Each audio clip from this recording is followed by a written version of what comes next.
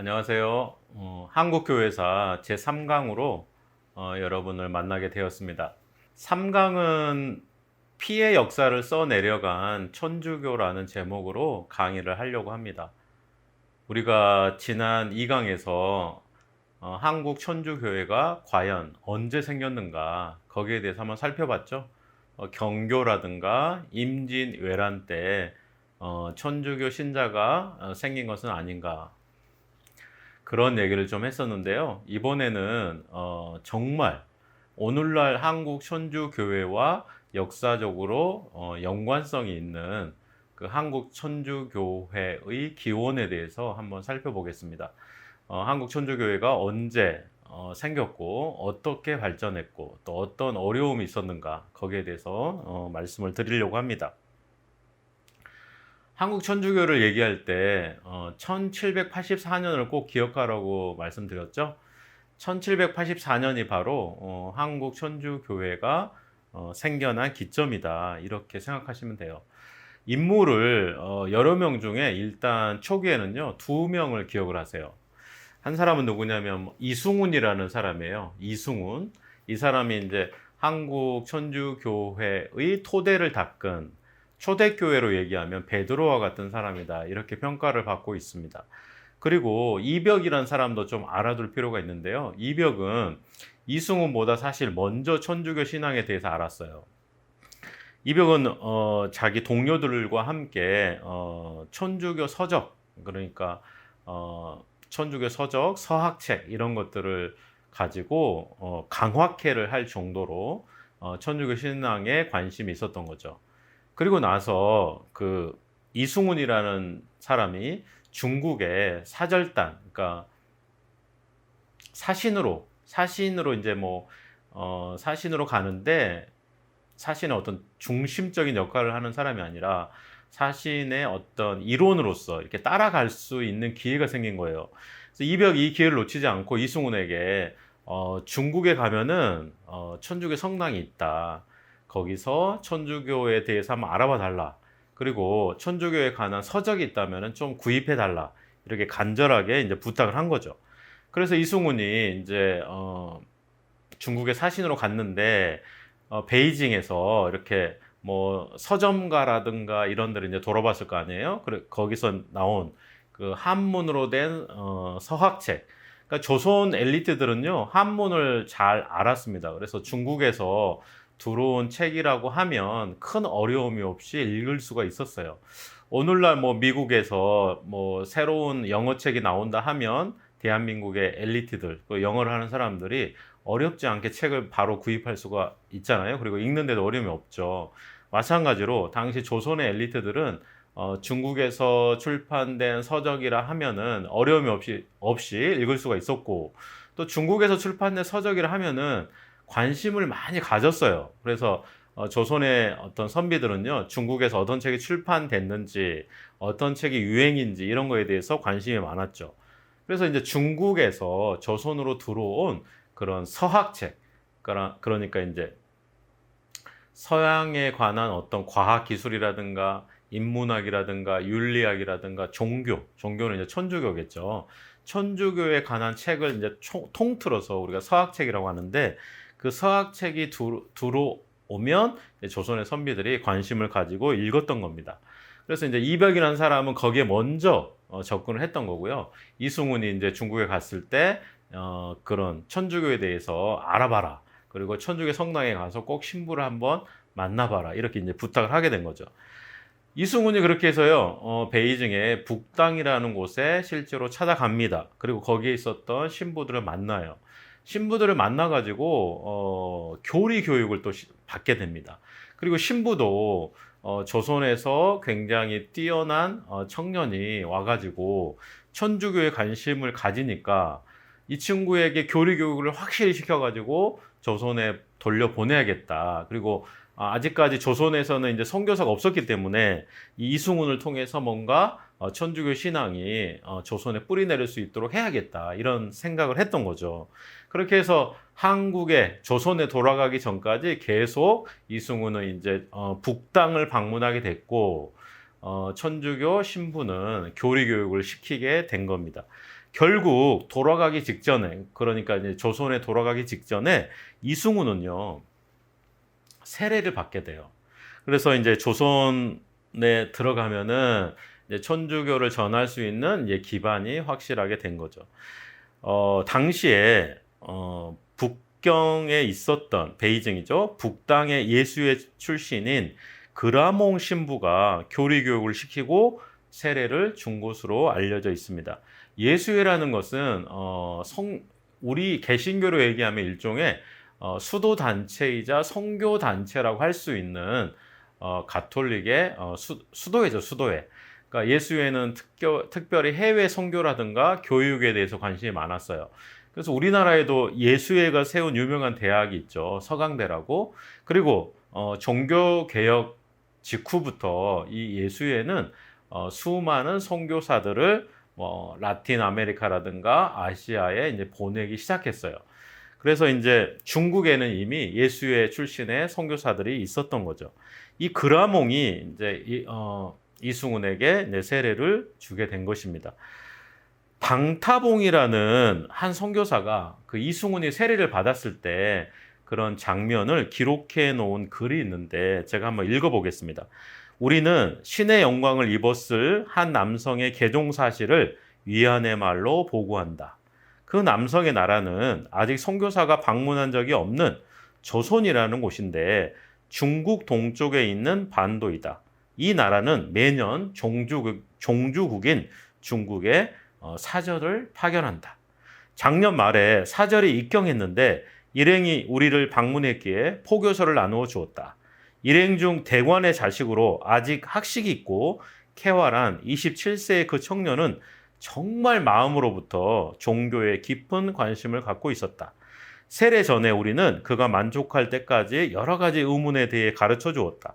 또 우리는 국왕이 그가 행위를 죄악시하여 국법에 저촉된다고 하였을 때 결심을 이렇게 물어봤는데 이승훈이가 절대로 나는 천주를 배신하지 않겠다. 그리고 조선에서는 당시 첩을 허용했었잖아요. 그래서 천주교는 일부 일처제니 나는 앞으로 첩을 두지 않겠다. 이렇게 하면서 자기의 어떤 천주교에 대한 확신을 강하게 얘기를 합니다. 그렇게 해서 이제 조선에 들어오게 된 거죠.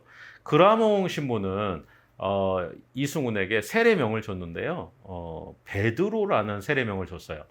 여러분 마태복음 16장 18절에 보면은 예수님께서 이 반석 위에 내 교회를 세우겠다 이렇게 이제 얘기를 했는데 우리 개신교에서는 이거를 베드로의 어떤 신앙 고백으로 보고 있지만은 천주교회는 이 베드로를 지칭한 것으로 이렇게 간주합니다. 그러니까 무슨 얘기냐? 이승훈이 조선에 돌아가면은 베드로처럼 반석의 역할을 해야 된다. 교회를 제대로 세워야 된다. 초석의 역할을 해야 된다. 이런 소망을 담았던 거죠. 그렇게 해서 이제 결국 이승훈은 조선에 들어왔고요.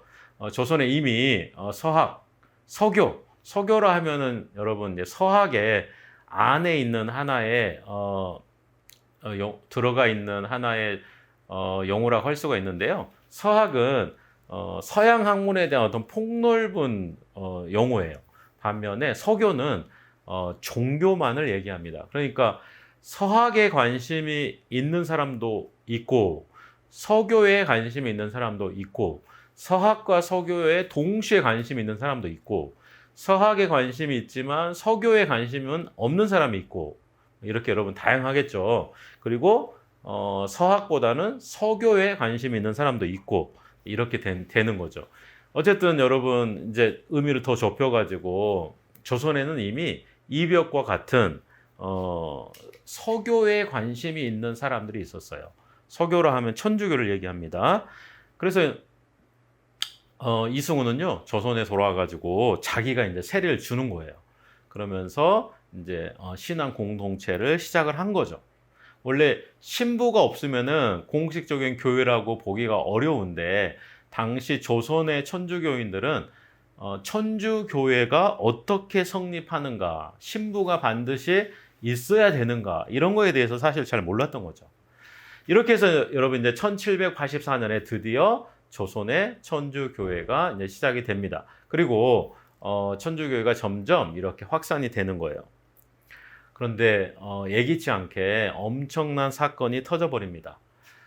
많은 사건들이 있지만은 저는 한 가지만 일단 얘기를 할게요. 그 사건은 뭐냐면은 윤지충의 진산 사건이라는 거예요. 윤지충. 해남 윤씨라고 하는데요. 여러분 윤선도 뭐 굉장히 국어책에도 나오는 유명한 사람이죠. 윤두서는 이제 그림으로 굉장히 능했던 사람인데 우리 중고등학교 뭐 초등학교도 나올 수 있을 것 같은데 미술책에 윤두서의 그림이 나올 정도로 유명한 화가입니다. 제가 말씀드리고 싶은 것은 뭐냐면은 이 윤지충은 해남 윤씨라는 그 조선의 명문가의 뼈대 있는 집안의 자손이었다. 그러니까 반드시 제사를 지내야 되는 집안이었어요. 그런데 이제 이승우는 세례를 받을 때는 천주교가 제사를 지내지 않아야 한다는 사실을 몰랐어요. 그러니까 제사에 대해서는 고민이 없었던 거죠. 그런데 천주교라는 신앙 공동체가 조선에 세워지면서 점점 시간이 지나면서 정확히는 이제 1790년인데요. 1790년에 제사를 지내면 안 된다는 것이 천주교의 공식적인 입장이라는 것을 조선의 천주교인들이 알게 된 거죠. 근데 일반 서민이라면은 뭐 이런 제사 문제를 무시할 수 있었을지도 모르겠지만은 여러분 이승훈이라든가 이벽이라든가 그리고 제가 방금 말씀드렸던 윤지충이라든가 이런 사람들은요 조선의 명문가 출신이고 굉장히 엘리트들이었기 때문에 제사 문제에서 자유로울 수가 없는 거예요.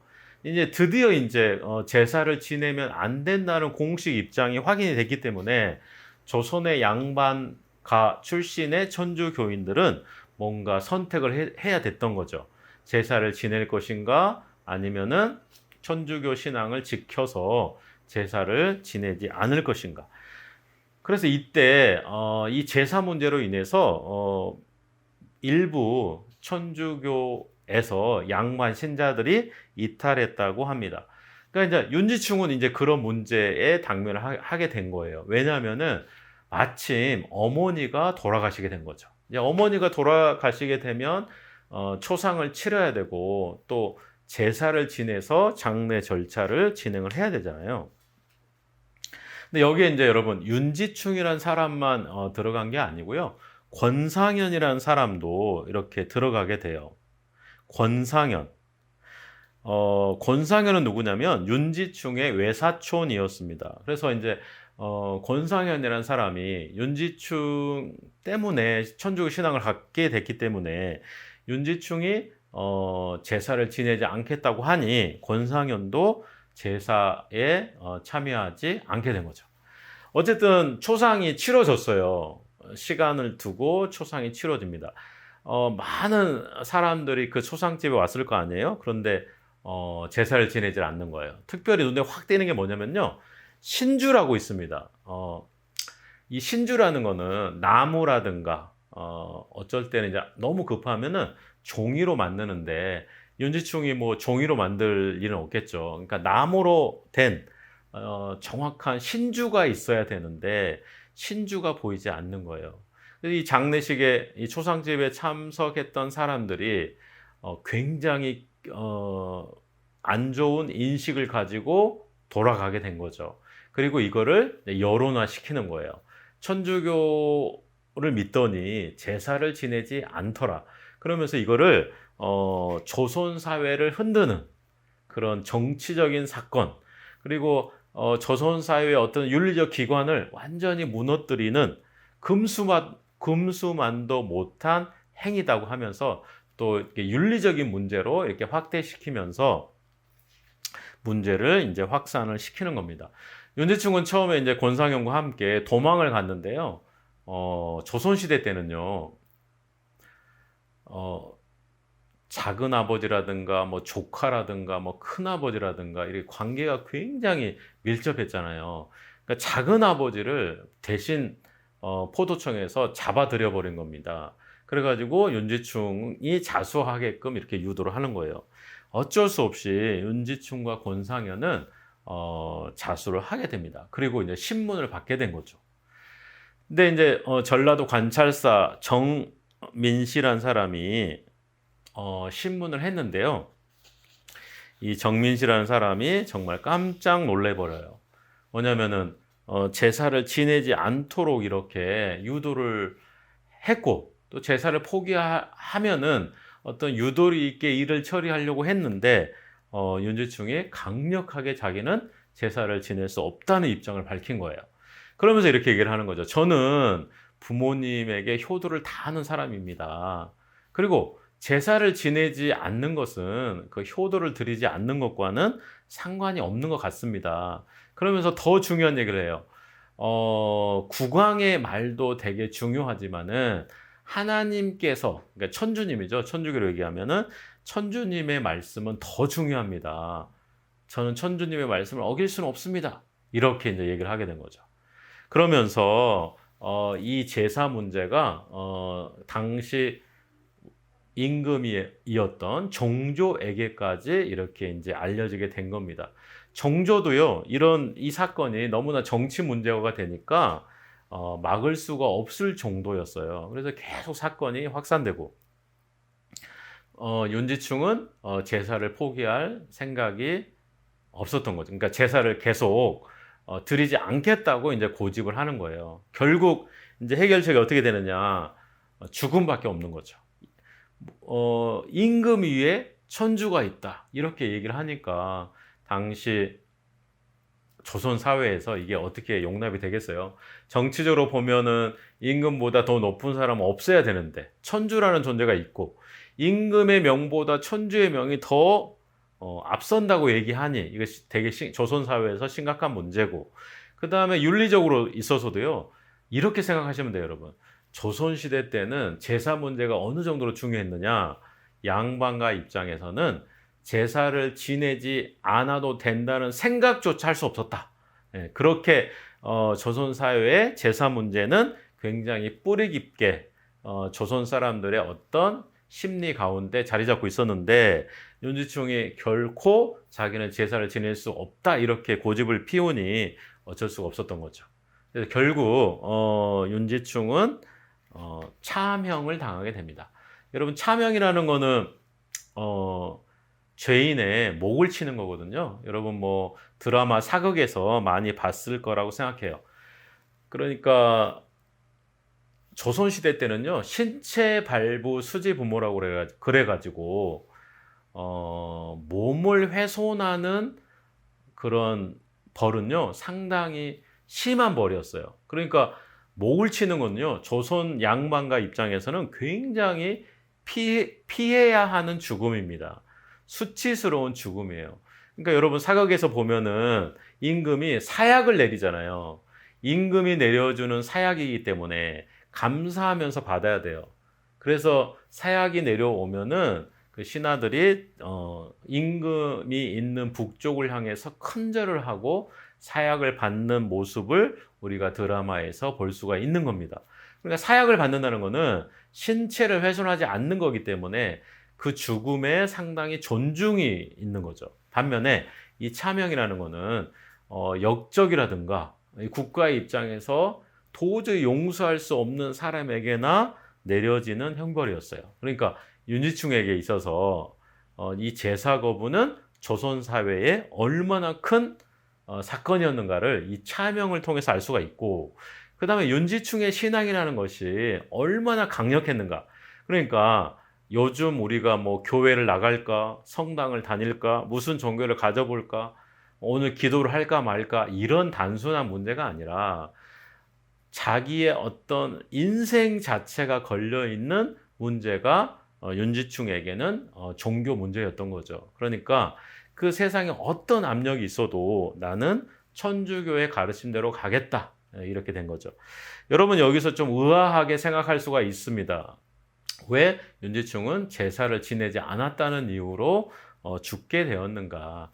그건 어쨌든 여러분, 천주교 역사, 뭐 한국뿐만 아니라요, 세계 천주교 역사에서 제사를 지내냐 말아야 되냐가 굉장히 논란이 되고요, 뭐 100년이 넘도록 교황청에서 이 문제를 가지고 고민을 했고, 결국은 제사 허용으로 방침을 정한 거예요. 그래서 지금은 천주교인들이 제사를 지내고 있죠. 제사 문제 자유롭습니다.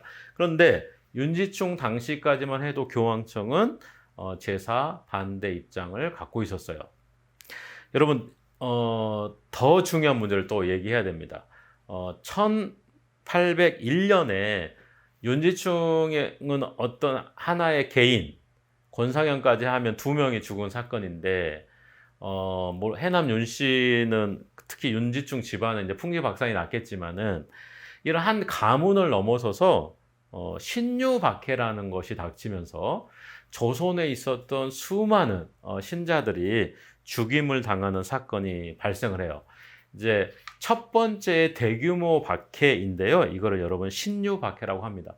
많은 박해들이 있어요. 그렇지만은 여러분 신유박해는 처음 박해이기 때문에 여러분 꼭 기억을 해야 됩니다. 역사를 기억하는 방법, 또 역사를 잘하는 방법 이런 게 좀 여러분 고민이 많을 텐데 당연히 중요한 일을 기억을 해야 되죠. 뭐 어떻게 수많은 일들을 여러분 다 기억을 하겠어요? 오늘도 지금 사건이 터지고 있습니다. 이거는 역사의 사건이 돼요. 그 전에 여러분 수천 년에 걸쳐서 역사의 사건이 있었어요. 우리는 이걸 다 기억을 할 수가 없어요. 당연히 여러분 중요한 걸 기억을 해야 되죠. 그렇지만 어떤 게 중요하냐 이런 또 질문이 생길 수가 있잖아요. 역사학에서는 처음 일어난 사건을 되게 중요하게 생각해요. 그러니까 박해가 언제 있었어요? 그 처음이 뭐냐는 거지, 여러분.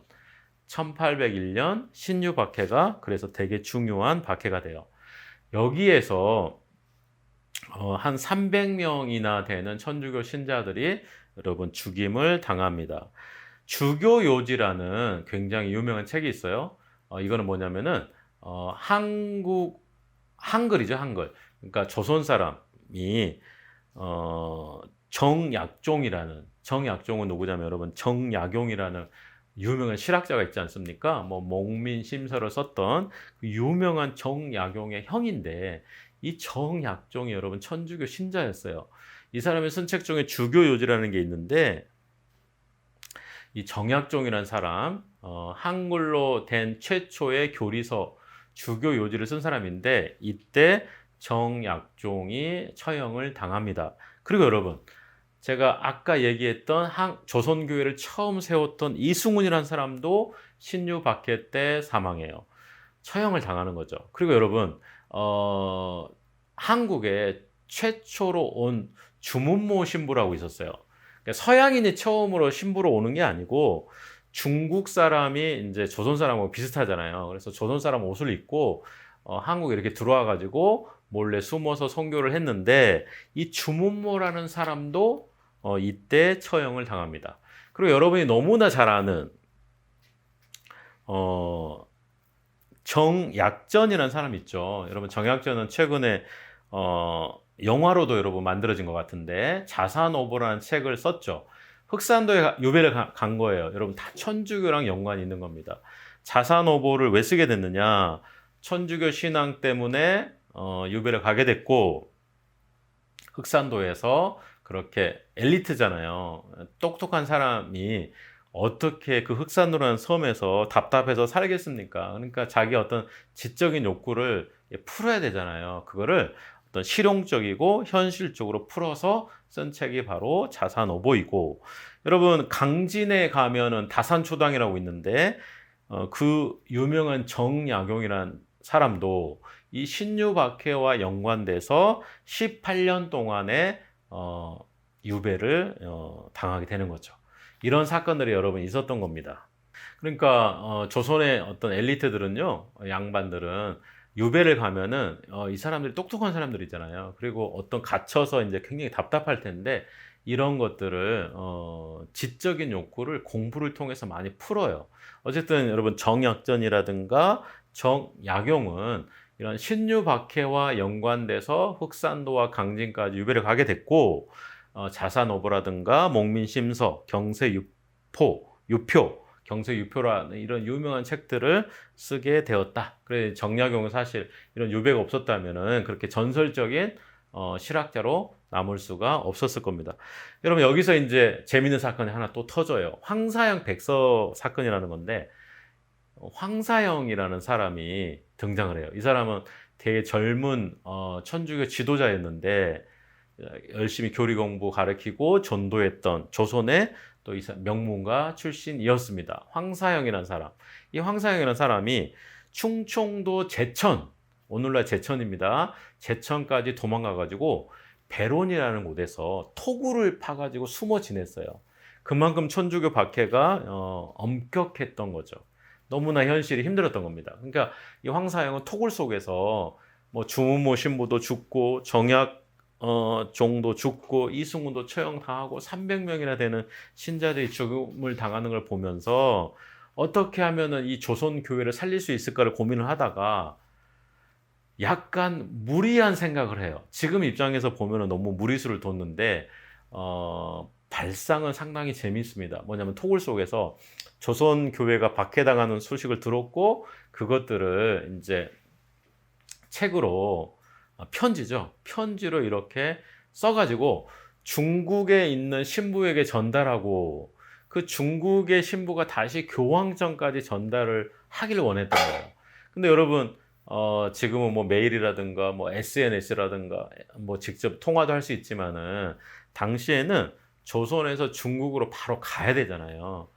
그런 어려움이 있죠. 근데 여러분 압록강이라든가 두만강 건널 때 신분 몸수색을 당할 수가 있고 거기서 편지가 발각될 수가 있잖아요. 그러니까 종이의 편지를 쓴 게 아니고 이 옷을 만졌을 때 옷감과 똑같은 재질의 비단에다가 여러분 편지를 씁니다. 그래서 여러분 황사영 백서라고 그래요. 이 백서는 비단 백자예요. 그래가지고 편지를 딱 써가지고 옷 이런 그 옷 속에 넣어버리는 거죠. 그래서 이제 바느질을 해버리는 거예요. 그래서 중국까지 전달하기를 생각을 했던 거죠. 그런데 이게 이제 미리 발각이 됐고 황사영도 결국 잡히게 됩니다. 근데 여러분 편지 내용이 어땠냐면 핵심만 한 가지 말씀드릴게요. 군대를 보내달라는 요청이었어요. 군대 5만에서 6만을 서양에서 좀 보내달라. 이유는 뭐냐? 이 군대를 조선에 오면 조선 국왕이 상당히 겁을 먹고 이 박해를 그칠 것이다. 그리고 천주교 포교의 자유를 줄 것이다. 이렇게 생각을 했던 거죠. 여러분 이런 무리수 때문에 조선 교회는 더 큰 폭풍우가 치게 됩니다. 조선에서는 어떤 생각을 하게 되냐면은 어떤 사회 윤리적 기강만 무너뜨리는 그런 집단이 아니라 조선이라는 국가 자체를 위태롭게 할 수 있다는 생각을 황사영 백서를 통해서 하게 된 거예요. 여러분 황사영은 어떻게 됐을까요? 아까 제가 윤지충은 차명을 당했다고 그랬죠? 차명은 목이 잘리는 건데 여러분 윤지충은 능지처사라고도 하는데 여러분 뭐 드라마에서 보셨을 겁니다. 소라든가 말이 이렇게 신체를 완전히 찢어버리는 그런 처형을 당한 거예요. 얼마나 황사영의 사건이 조선 정부에게 충격적으로 다가왔겠는가 이런 것을 우리가 좀 알 수가 있죠. 여러분 이제 신유 박해가 상당히 중요해서 제가 자세하게 말씀드렸고 뭐 그 다음에 뭐 기해 박해도 있습니다. 더 중요한 박해는 여러분 병인 박해죠. 병인 박해는 상당히 오랜 시간 동안 지속됐고 가장 많은 신자들이 죽었고 뭐 수천 명이 죽었다고 그래요. 그리고 여러분 흥선대원군의 세국정책 이런 것들이 다 병인 박해와 연관된 사건이거든요.